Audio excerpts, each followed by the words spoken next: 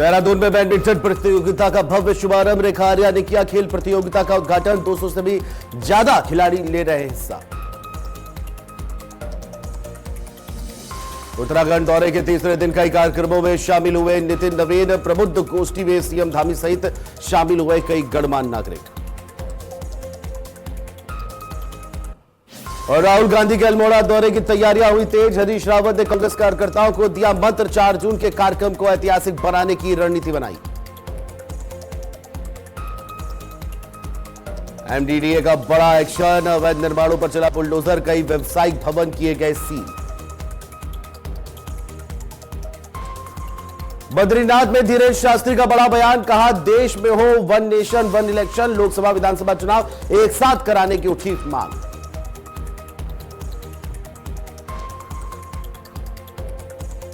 नमस्कार, मैं हूं आपके साथ कुलभूषण राजदेव और आप देख रहे हैं आज की खबर। आप सभी का स्वागत है। देवभूमि में बात करते हैं उत्तराखंड की। सबसे पहले बात देहरादून की। दरअसल देहरादून के परेड ग्राउंड स्थित मल्टीपर्पज हॉल में रेखा आर्या ने उत्तराखंड सचिवालय बैडमिंटन क्लब द्वारा आयोजित वार्षिक बैडमिंटन प्रतियोगिता 2026 का शुभारंभ किया।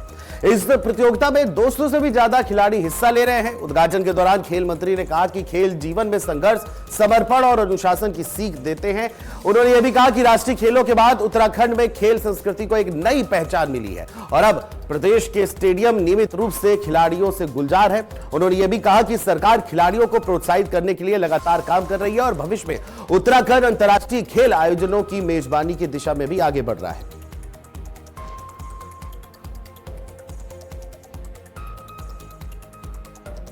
और वहीं देहरादून स्थित मुख्य सेवक सदन में मुख्यमंत्री पुष्कर सिंह धामी और भारतीय जनता पार्टी के राष्ट्रीय अध्यक्ष नितिन नवीन ने युवा शक्ति संवाद कार्यक्रम में सहभागिता की। राष्ट्रीय अध्यक्ष के 3 दिवसीय उत्तराखंड दौरे के दौरान युवाओं से जुड़े मुद्दों पर विस्तृत संवाद हुआ। इस मौके पर सीएम धामी ने कहा कि नई शिक्षा नीति, स्टार्टअप और स्किल डेवलपमेंट के जरिए युवाओं को नई दिशा मिल रही है।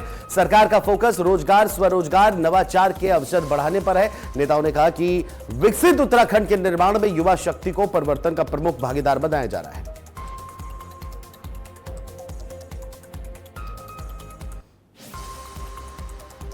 और वहीं देहरादून के सिंगनीवाला में आयोजित प्रबुद्ध गोष्ठी में सीएम धामी ने प्रतिभाग करते हुए विभिन्न समसामयिक विषयों पर अपने विचार रखे। इस अवसर पर बीजेपी के राष्ट्रीय अध्यक्ष नितिन नवीन सहित कई गणमान्य नागरिक, बुद्धिजीवी और पार्टी पदाधिकारी मौजूद रहे। गोष्ठी में राष्ट्रीय अध्यक्ष नितिन नवीन और मुख्यमंत्री धामी ने संगठन, विकास और जनकल्याण से जुड़े मुद्दों पर अपने विचार साझा किए। उत्तराखंड के तीसरे दिन नितिन नवीन विभिन्न कार्यक्रमों में भाग लेते हुए नजर आए। पार्टी कार्यकर्ताओं और प्रबुद्ध वर्ग से संवाद भी करते नजर आए।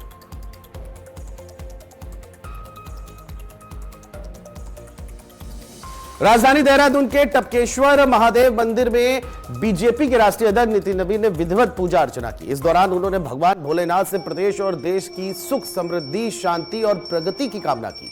मंदिर परिसर में पहुंचने पर श्रद्धालुओं ने उनका भव्य स्वागत किया। मंदिर प्रशासन की ओर से पूर्ण रूप से तैयारियां की गई है और नितिन नवीन जी मंदिर में आएंगे क्योंकि देहरादून में उनकी पहली यात्रा है।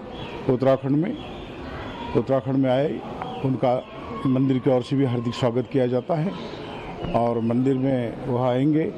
यहाँ से मंत्रों का उच्चारण करते हुए सभी गुरुकुल से बच्चे लोग आए हैं, ब्राह्मण लोग आए हुए हैं, तो मंत्रों का उच्चारण करेंगे, इनका स्वागत करेंगे। उसके बाद वो मंदिर के अंदर प्रवेश करेंगे, गुफा के अंदर। वहाँ पे भी हमारे आचार्य लोग होंगे और वहाँ जाते ही अभिषेक शुरू होगा, अभिषेक पूजन और संपूर्ण गुफा का वो दर्शन करेंगे।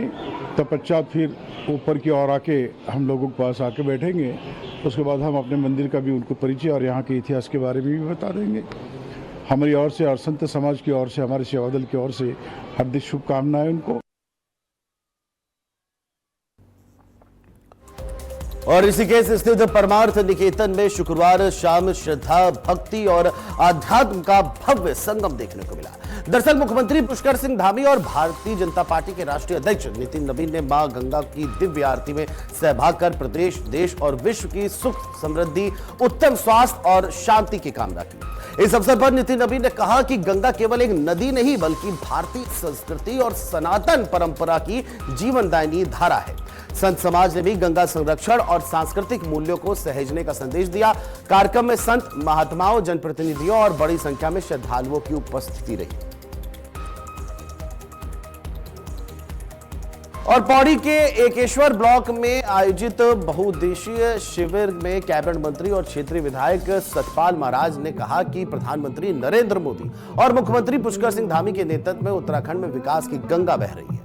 उन्होंने बताया कि चौबट्टा खाल विधानसभा क्षेत्र में पिछले 9 वर्षों में सड़क, पेयजल, सिंचाई, शिक्षा और ग्रामीण विकास के क्षेत्र में करोड़ों रुपए की योजनाएं धरातल पर उतरी हैं। शिविर में 19 दिव्यांगों को विकलांग प्रमाण पत्र वितरित किए गए, जबकि जन सुनवाई के दौरान 58 शिकायतें और 55 मांग पत्र प्राप्त हुए। कार्यक्रम में विभिन्न विभागों के स्टॉल लगाए गए और सांस्कृतिक प्रस्तुतियों ने भी लोगों का मन मोह लिया। राजधानी देहरादून में पूर्व मुख्यमंत्री एवं वरिष्ठ राजनेता भुवन चंद्र खंडूरी के निधन के बाद वसंत विहार स्थित उनके आवास पर श्रद्धांजलि सभा आयोजित की गई। इस अवसर पर भारतीय जनता पार्टी के राष्ट्रीय अध्यक्ष नितिन नवीन, संगठन महामंत्री बीएल संतोष, केंद्रीय राज्य मंत्री अजय टम्टा, मुख्यमंत्री पुष्कर सिंह धामी सहित कई वरिष्ठ नेता उपस्थित रहे। सभी ने उनके चित्र पर पुष्पांजलि अर्पित कर उनके राष्ट्र सेवा और अनुशासनपूर्ण जीवन को याद किया। नेताओं ने शोकाकुल परिवार, विशेषकर विधानसभा अध्यक्ष ऋतु खंडूरी भूषण और मनीष खंडूरी के प्रति संवेदना व्यक्त की।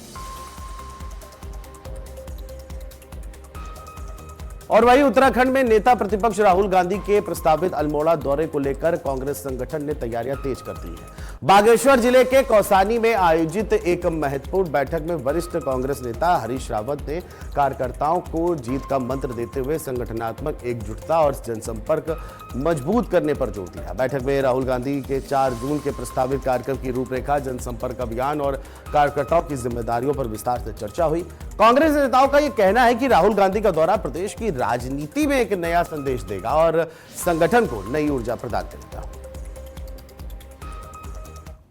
कौसानी में हमारे बागेश्वर के सभी शीर्षस्थ कार्यकर्ता साथी आए हैं। मैं उनसे बातचीत की है, बल्कि अभी भी बातचीत हमारी समाप्त हुई है और मुझे बहुत खुशी हुई, बेहद खुशी हुई कि बागेश्वर बहुत प्रभावी तरीके से 4 तारीख को श्री राहुल गांधी जी के आगमन पर हो रही रैली को सफल बनाने में जुटा हुआ है। और मुझे बताया गया है कि यहाँ से 1000 से ऊपर लोग आएंगे, वरिष्ठ कार्यकर्ता, दूसरे सब लोग जो है, बहनें भी बड़ी संख्या में आएंगी, नौजवान भी बड़ी संख्या में आएंगे। और मैं अपने साथियों की बातचीत सुनकर, जिनमें हमारे जिलाध्यक्ष, ब्लॉक अध्यक्ष भी हैं, सब लोग सम्मिलित हैं, बड़ा उत्साहित महसूस कर रहा हूँ। और मैं बागेश्वर के कांग्रेस कार्यकर्ताओं को एडवांस में बधाई देना चाहता हूँ और मुझे पूरा विश्वास है कि बागेश्वर की वजह से अल्मोड़ा की रैली में और ज़्यादा जोश और उमंग पैदा होगी। वहीं बद्रीनाथ धाम में आयोजित कथा के दौरान बागेश्वर धाम के पीठाधीश्वर धीरेन्द्र कृष्ण शास्त्री ने वन नेशन वन इलेक्शन यानी एक देश एक चुनाव का समर्थन किया। उन्होंने कहा कि देश में बार बार होने वाले चुनावों पर होने वाला अनावश्यक खर्च कम करने के लिए लोकसभा और विधानसभा चुनाव एक साथ कराए जाने चाहिए। उनके अनुसार ये व्यवस्था न केवल आर्थिक रूप से लाभकारी होगी बल्कि प्रशासनिक स्थिरता भी बढ़ाएगी। और बद्रीनाथ की साधना के बाद हम भारत को एक मंत्र और देना चाहेंगे। भारत का व्यर्थ का खर्च बचाना है तो वन नेशन वन इलेक्शन होना चाहिए। एक देश एक चुनाव, उसमें ही सब निपटा। एक देश एक चुनाव, उसमें ही सब निपटा।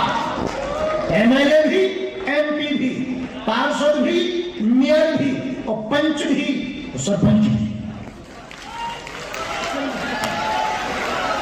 जो हजारों करोड़ व्यर्थ का खर्चा, पुलिस फोर्स, ये वो दुनियादारी, हर बार झंझट, हमारी यदि भारत बात माने तो इस पर जरूर सपोर्ट करें। One nation one election. और नेताओं को भी इसमें फायदा है, बल्कि हम ये फायदा नेताओं को दे रहे हैं। एक ही बार प्रचार करने जाना, तो एक सभा में सबका प्रचार ठोको। ये एमएलए पर खड़े हैं, ये एमपी पे खड़े हैं, ये मेयर पे खड़े हैं, ये सरपंच पे खड़े हैं, ये पंच पे खड़े हैं, वो ठोको सब फ्री हो जाएंगे। हमें लगता है इस पर देश में चर्चा होनी चाहिए, क्योंकि सुना है डॉलर मजबूत होगा। और हरिद्वार के लक्ष्य में राज्य सलाहकार संविदा श्रम बोर्ड के अध्यक्ष और राज्य मंत्री कैलाश पंत ने जेके टायर फैक्ट्री का निरीक्षण किया। इस दौरान उन्होंने फैक्ट्री में कार्यरत स्थायी और संविदा श्रमिकों से अलग अलग बातचीत कर उनकी समस्याओं को जाना। निरीक्षण के बाद राज्य मंत्री ने कहा कि केंद्र और राज्य सरकार की श्रमिक हित योजनाएं पारदर्शिता के साथ हर श्रमिक तक पहुंचनी चाहिए और किसी भी प्रकार की लापरवाही बर्दाश्त नहीं की जाएगी। उन्होंने फैक्ट्री प्रबंधन को श्रमिक हितों को सर्वोपरि रखने के निर्देश दिए। निरीक्षण के दौरान श्रम विभाग के अधिकारी भी मौजूद थे। मेरी विजिट थी और मैंने पहले भी बात कही है कि हमारी सरकार श्रमिकों के प्रति बहुत ही जागरूक है और उनकी हर समस्या का समाधान निकालने के लिए प्रयास भी कर रही है। मैं आज यहाँ आया तो मैंने जो कॉन्टेक्ट बेस पर हैं उनसे भी बात की और जो यहाँ के स्थायी के कर्मचारी उनसे भी बात की। कुछ बातें संज्ञान में आई हैं, उन पर विचार किया जाएगा, क्योंकि मेरा बिल्कुल साफ कहना है जो भी सुविधाएं हमारी प्रदेश सरकार केंद्र सरकार जो है श्रमिकों को दे रही है, हम चाहते हैं कि उस तक वो सुविधा पहुंचनी चाहिए। यदि कहीं भी कोई रिकॉर्ड कर रहा है या कोई उस बात की अवहेलना कर रहा है तो फिर हमको उस पर कार्रवाई करने में कोई संकोच नहीं होगा। और देहरादून मसूरी ऋषिकेश में अवैध निर्माणों के खिलाफ एमडीडीए का बड़ा बुलडोजर अभियान जारी है। संयुक्त सचिव गौरव चटवाल और एसडीएम के निर्देश पर कई अवैध व्यवसायिक भवनों को सील किया गया, जबकि अवैध प्लॉटिंग और निर्माण कार्य को ध्वस्त कर दिया गया। ऋषिकेश के निर्मल बाग में करीब 3 बीघा भूमि पर विकसित की जा रही अवैध प्लॉटिंग पर कार्रवाई हुई। वहीं मसूरी के हैप्पी वैली क्षेत्र में भी अवैध निर्माणों पर बुलडोजर चला। देहरादून के डिस्पेंसरी रोड, बड़ोवाला और माजरा क्षेत्रों में कई व्यावसायिक परिसरों को सील किया गया। एमडीडीए उपाध्यक्ष बंशीधर तिवारी ने साफ कहा कि बिना स्वीकृत निर्माण और अवैध प्लॉटिंग किसी भी कीमत पर बर्दाश्त नहीं की जाएगी और आगे भी अभियान जारी रहेगा।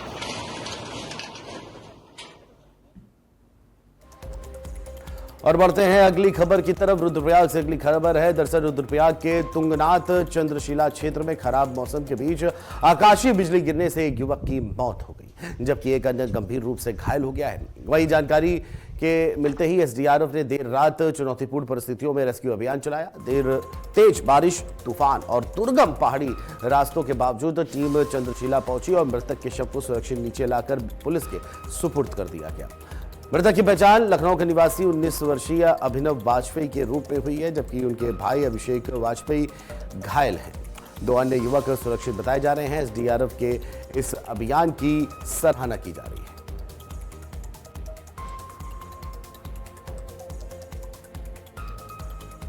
वहीं नैनीताल के काला ढूंगी क्षेत्र में आबादी वाले इलाके में शराब की दुकानें खोले जाने के विरोध में स्थानीय लोगों का गुस्सा आखिरकार फूट पड़ा। बड़ी संख्या में ग्रामीणों मातृशक्ति ने धरना प्रदर्शन कर दुकान को हटाने की मांग। प्रदर्शनकारियों का कहना है कि इससे पहले भी इस दुकान का विरोध किया गया था, लेकिन अब इसे फिर से आबादी वाले क्षेत्र में खोल दिया गया है, जो किसी भी हाल में स्वीकार नहीं किया जाएगा। लोगों ने जिला प्रशासन और आबकारी विभाग को ज्ञापन सौंपकर लाइसेंस निरस्त करने की मांग की है। इस आंदोलन को राजनीतिक दलों का भी समर्थन मिल रहा है।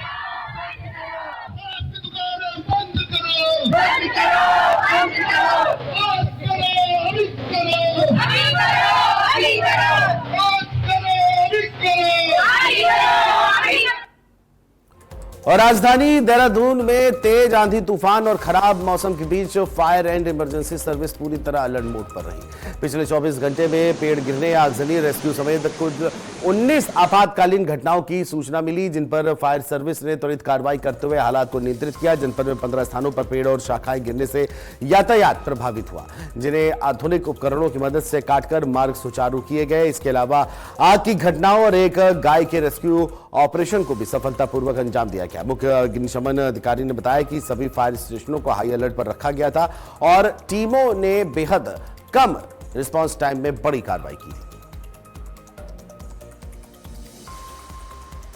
और उत्तराखंड में 2027 विधानसभा चुनाव को लेकर राजनीतिक सरगर्मियां तेज होती जा रही हैं। इसी बीच चमोली की बद्रीनाथ विधानसभा क्षेत्र में एक नया नाम सामने आया है, कमल किशोर डिमरी। शिक्षक संघ में नेतृत्व कर चुके डिमरी ने लगभग 5 वर्ष की सरकारी सेवा से वीआरएस लेकर सक्रिय राजनीति में उतरने का निर्णय लिया। राज आंदोलनकारी रहे डिमरी का कहना है कि जिस उद्देश्य के लिए उत्तराखंड राज्य बना था वह अभी अधूरा है। मूल निवास, जल, जंगल, जमीन और हकूक के मुद्दों को लेकर वे 2027 चुनाव में मैदान में उतरने की तैयारी कर रहे हैं। ये तो बड़ी अच्छी बात है कि हम जब फोनिया जी का, सरदेय फोनिया जी का नाम लेते हैं तो फोनिया जी के बराबर तो आज भी मुझे फक्र होता है इस बात पे कि मैंने उनके साथ खूब काम किया बचपन में। तब मैं कॉलेज का प्रेसिडेंट हुआ करता था, उस दौर में मैंने उनके साथ में खूब काम किया। और फक्र इस बात का होता है कि उत्तर प्रदेश के ईमानदार 10 टॉपर्स में उनका नाम आता था उस समय। तो मुझे भी लगता था कि हम किसी एक बेहतरीन शख्स के साथ में खड़े हैं और उनका आशीर्वाद हमेशा हमारे साथ रहा है। और इसी संकल्प के साथ कि उस प्रवृत्ति के लोग भी हमारे यहाँ से जब हो सकते हैं, उस मतलब देवतुल्य लोग हो हमारे, वैसे लोग जब हमारे पास हो सकते हैं तो क्यों नहीं हम भी प्रयास करें। हमने सीखा है उनसे, तो जो सीखा है उसको आज हम गढ़ने का काम करेंगे, उसका आज हम ग्राउंड पे लेके काम करने के प्रयास। रुक करते हैं खबरों का। उत्तरकाशी के गंगनानी क्षेत्र में देर रात दर्दनाक सड़क हादसा हो गया। भटवाड़ी के पास एक स्विफ्ट कार खाई में गिर गई जिसमें 5 लोग सवार थे। वहीं हादसे में 2 यात्रियों की मौके पर ही मौत हो गई जबकि 3 लोग गंभीर रूप से घायल हैं। जानकारी मिलने पर एसडीआरएफ की टीम ने अंधेरे और दुर्गम परिस्थितियों में रेस्क्यू अभियान चलाया। टीम ने घायलों को खाई से निकाल करके प्राथमिक उपचार दिया और अस्पताल पहुंचाया। मृतकों के शव भी बाहर निकालकर पुलिस को सौंपे गए हैं। घटना से पूरे क्षेत्र में शोक का माहौल।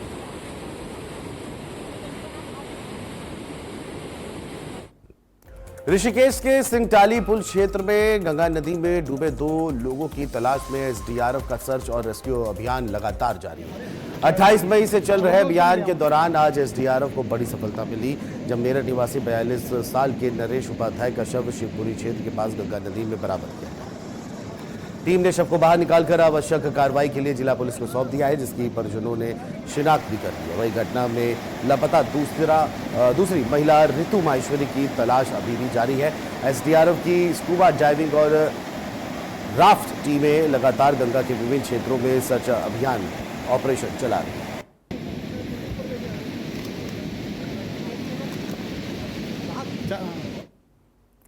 और उत्तरकाशी जिले के गंगोत्री धाम में लगातार बारिश और ऊपरी क्षेत्रों में बर्फ पिघलने के कारण भागीरथी नदी का जलस्तर बढ़ गया है। प्रशासन ने तीर्थयात्रियों और स्थानीय लोगों के लिए सुरक्षा सलाह जारी करते हुए नदी किनारे जाने से बचने की अपील की है। श्रद्धालुओं से घाटों और संवेदनशील क्षेत्रों में विशेष सावधानी बरतने को कहा गया है। प्रशासन, पुलिस और आपदा प्रबंधन की टीमें लगातार स्थिति पर नजर बनाए हुए हैं। मौसम विभाग की चेतावनी को देखते हुए यात्रियों को केवल सुरक्षित स्थानों पर ही रहने और प्रशासन के निर्देशों का पालन करने की सलाह दी गई है। साबुन इत्यादि का प्रयोग न करें, गंगा में कपड़े न बहाएं, कपड़े न धोएं, गंगा की पवित्रता बनाए रखेंगे आप लोग।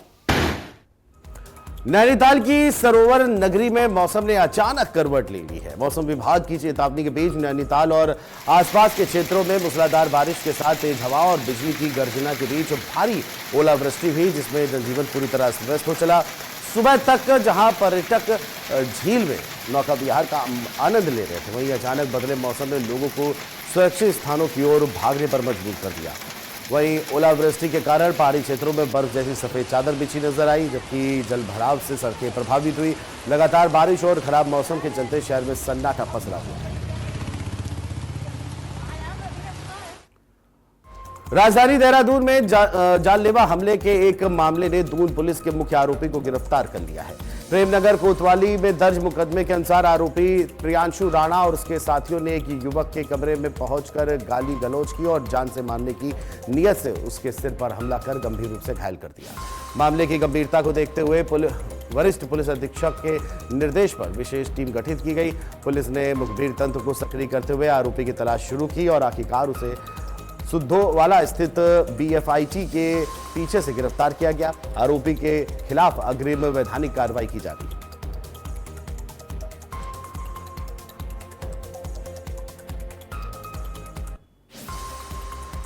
और देवभूमि में फिलहाल खबरों में अभी के लिए इतना ही। अगर आप सोशल मीडिया के जरिए मुझसे जुड़ना चाहते हैं तो नीचे दिए गए सोशल मीडिया हैंडल के तहत आप जुड़ सकते हैं। फिलहाल देश दुनिया की बड़ी खबरों के लिए बने रहिए आज की खबर के साथ। नमस्कार।